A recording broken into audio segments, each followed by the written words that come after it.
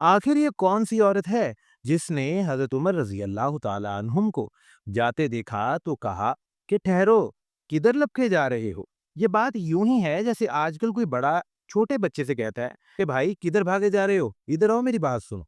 और हजरत उमर रजी अल्लाह ताला अन्हु इतने बड़े हुक्मरान होने के बावजूद भी वहां रुके और उनकी पूरी बात सुनी। आखिर ये औरत कौन सी थी जिसने वक्त के हुक्मरान को इस तरह बुलाया? आइए बस मंजर जानते हैं।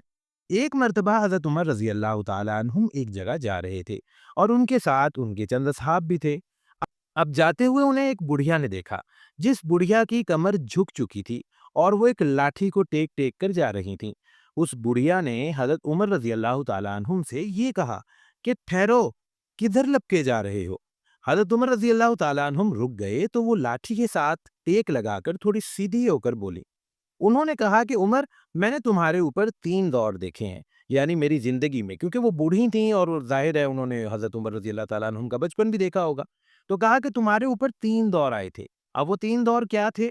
सबसे पहला दौर वो था कि जब तुम गर्मी में ऊँट चराया करते थे और तुम्हें ऊँट भी चराना नहीं आते थे, तो तुम पूरा दिन जब ऊँट चरा-चरा कर वापस आते थे, तो ख़त्ताब यानी उनके जो वालिद थे, उनसे डाँट खाते थे कि तुम्हें तो ऊँट भी चराने नहीं आते। और तुम्हारी बहन तुमसे ये कहती थी कि तुमसे तो एक फली भी नहीं फूटती। और उस वक्त तुम्हारे सर पर टाट या कंबल का एक कपड़ा हुआ करता था। तो एक तो वो दौर था। फिर दूसरा दौर आया। अब दूसरा दौर क्या था कि जब तुम्हें उमैर कहा जाने लगा। शायद आप में से किसी को इस बात का ना पता हो, क्योंकि अबू जहल का नाम भी उमर था। तो उसने ये कहा था कि मेरे नाम से किसी और का नाम ना हो।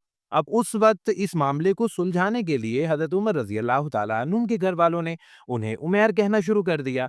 और ये उमैर कहना तब तक जारी रहा जब तक अबू जहल जहन्नुम वासिल नहीं हुआ। जब ग़ज़वा बदर में वो जहन्नुम वासिल हो गया, तब भी हज़रत उमर रज़ी अल्लाह ताला अन्हुम को उमैर ही कहकर पुकारा जाता था। फिर उन्होंने कहा कि फिर तीसरा दौर तुम पर आया, और वो दौर ये है कि अब तुम्हें ना उमर कहा जाता है ना ही उमैर, अब तुम्हें अमीरुल मोमिनीन कहा जाता है।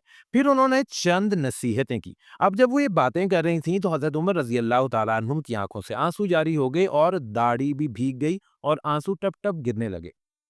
उन्होंने चंद नसीहतें की कि देखो, ये जो अमीरुल मोमिनीन बनना है ये बहुत आसान है, लेकिन इसको निभाना बहुत मुश्किल है। हक वालों के हक अदा करो, क्योंकि हक के बारे में पूछा जाएगा, इसके बारे में सवाल होगा। यानी उन्होंने एक नसीहत की कि इस तरह रहो, अपनी ज़िंदगी इस तरह गुज़ारो। अब जब इतना ज़्यादा रोने लगे हज़रत उमर रज़ी अल्लाह ताला अन्हुम, आँखों से आँसू जारी और बोला भी नहीं जा रहा, तो चंद सहाबा ने ज़रा उस बुढ़िया को इशारा किया कि अब आप तशरीफ़ ले जाएँ, यहाँ से चले जाएँ। लेकिन हज़रत उमर रज़ी अल्लाह तआला अन्हुम ने इशारतन, क्योंकि बोल नहीं सकते थे, रो रहे थे, इशारतन उन्हें रोक दिया कि इन्हें बात करने दो। फिर वो बुढ़िया बात करती रहीं और कर जब वो चले गईं, तो फिर लोगों ने हज़रत उमर रज़ी अल्लाह तआला अन्हुम से पूछा कि आखिर ये कौन थी? तो हज़रत उमर रज़ी अल्लाह तआला अन्हुम, वो शख्स, वो सहाबी कि जिनसे कैसर व किस्रा भी डरते थे, काँपते थे, उन्होंने फरमाया, सोचिए कितना जलाल होगा उनका। तो फिर उन्होंने ये बात फरमाई कि ये औरत जो थी, ये एक सहाबिया हैं और इनका नाम है खौला बिनते सालबा रज़ी अल्लाह ताला अन्हा। दरअसल इस वाक़ये के पीछे एक और पस मंज़र है, वो यूँ कि हज़रत खौला बिनते सालबा रज़ी अल्लाह ताला अन्हा एक मर्तबा प्यारे आका के पास एक बात का फ़ैसला कराने के लिए लेकर आई थीं। और कुछ मामला ऐसा हुआ था कि इनकी आवाज़ 7वें आसमान पर सुनी गई थी। अल्लाह पाक ने इनका मसला सुना भी और इनके मसले को हल करने के लिए प्यारे अल्लाह पाक ने वही भेजी। उस वक्त कुरान मजीद की आयात नाजिल हुई। तो हज़रत उमर रज़ी अल्लाह तआला अन्हु ने ये फरमाया कि जिनकी बात अल्लाह पाक ने सुनी, यानी ये मफ़हूम बयान कर रहा हूँ कि जिनकी बात 7वें आसमान पर सुनी गई, मैं उनकी बात क्यों ना सुनता।